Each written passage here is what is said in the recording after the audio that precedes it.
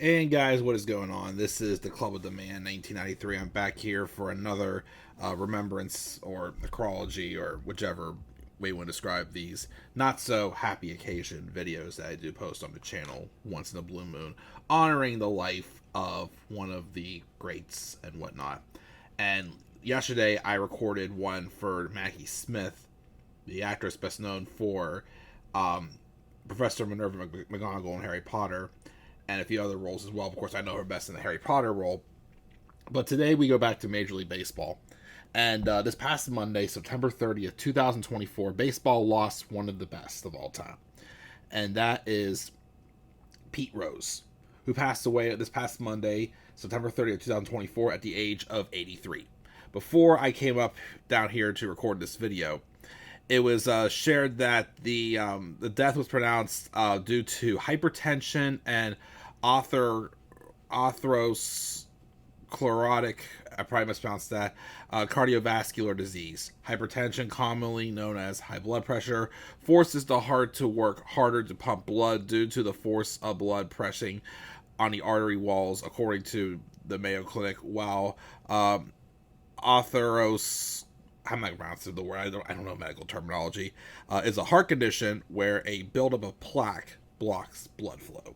So it looked like he definitely died of heart disease, for what it seemed like. Again, Pete Rose was 83 years old. As I said before, definitely one of the best for sure. He holds some of the all-time records, mostly in just getting like a lot of chances of opportunities, because he is the all-time leader in hits with 4,256 career hits. He passed Ty Cobb for that mark. He also has the most singles all-time with 3,215. The most career games played with 3,562. Most career at-bats with 14,053. And the most plate appearances with 15,890. So the fact he had a lot of like 700 plate appearances, it's hard for me to say that. I don't want to say Pete Rose was overrated. It feels like, though, did he get lucky? I don't know, but like, because it's very rare baseball players get that opportunity. I mean, then again, he was healthy. I don't think he really had many injury seasons from what I can see, but he got a lot more at bats than like what people on an average get today. Most are lucky to get like 600 to 650 at bats. It's very rare people get 700 at bats, but it just shows that the opportunities he got, he took advantage of them, and that led to him being one of the more durable players of all time for sure. He was a 17-time All-Star. He spent the bulk of his career, of course, with the Cincinnati Reds from 1963 and 1978, and then returned in 1984 and finished his career where he did. He got his 4,000th hit in his brief stint with the Expos, and he broke the hit record with the Reds again.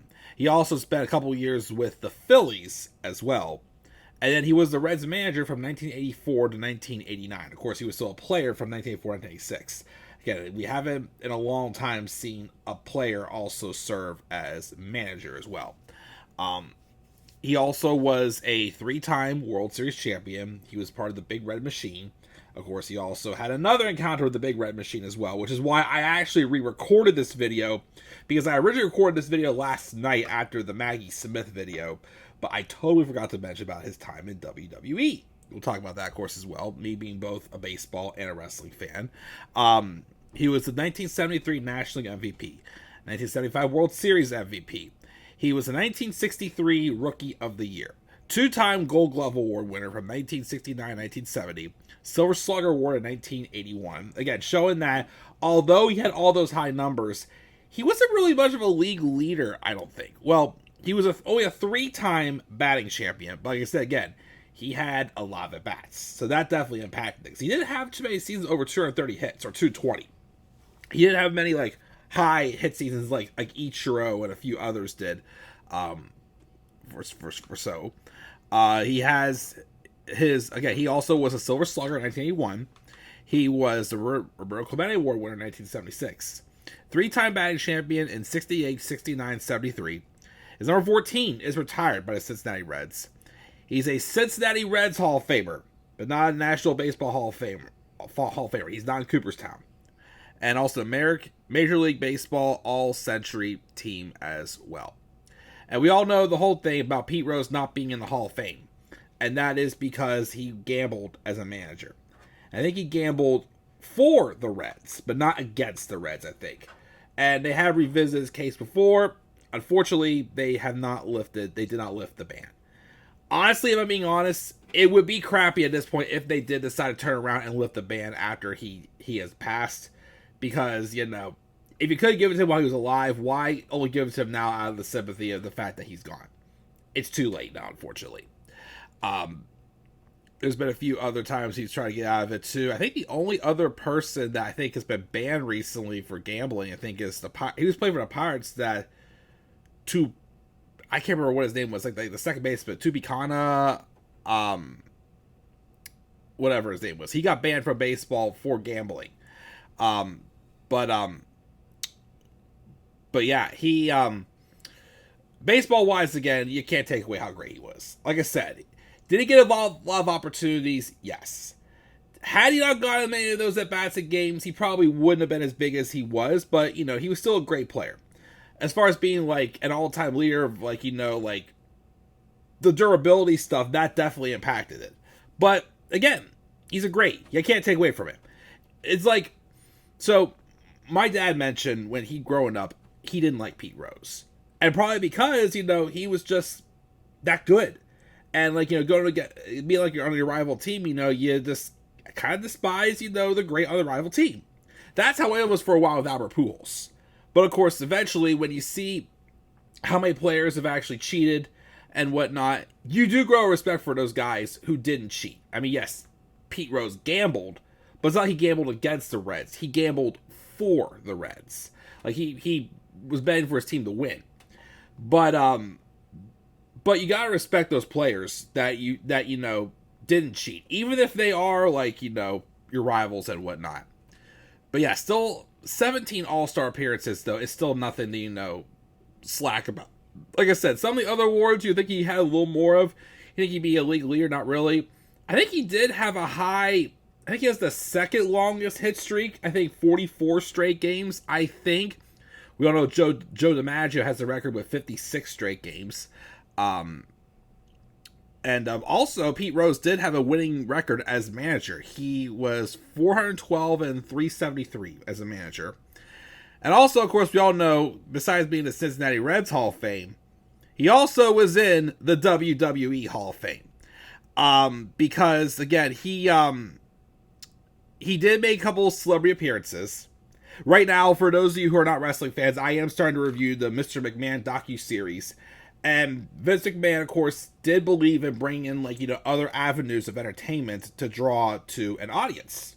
Because, of course, back in the 80s, that cable television was kind of like the popular thing. That's how he got to promote his wrestlers. Of course, he didn't really adjust to when, you know, culture changed over time and whatnot. But Pete Rose, of course, would make appearances at WrestleMania. He got tombstoned 2 years in a row by the Big Red Machine, Kane. And, did some other, like, marketing and advertisement work for WWE. And, again, eventually, he got inducted to the WWE Hall of Fame. I think if I read correctly, he was the first celebrity. Let me make sure I double check that. I think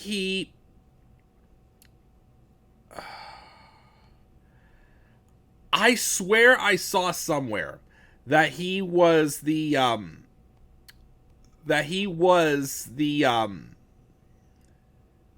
where is it? I thought I saw somewhere he was the first, celebrity Hall of Famer that the WWE inducted. Yes, he was the first celebrity to go to the Hall of Fame and was inducted at a ceremony prior to WrestleMania 20 by the Big Red Machine, Kane himself. So, yeah, he's in the Hall of Fame for a few other avenues, but just not the big Hall of Fame for baseball. But still, definitely, you know, again, despite the fact it's gambling, you can't admit that Pete Rose is definitely one of the best. Durable, shows dedication, of course. But again, it's not many players that do get those opportunities. But it shows he took advantage of them. As again, he would become the all-time hits leader. A record that he has a lot of records that I don't think will ever be broken. It will be hard to top off just about all Pete Rose's records.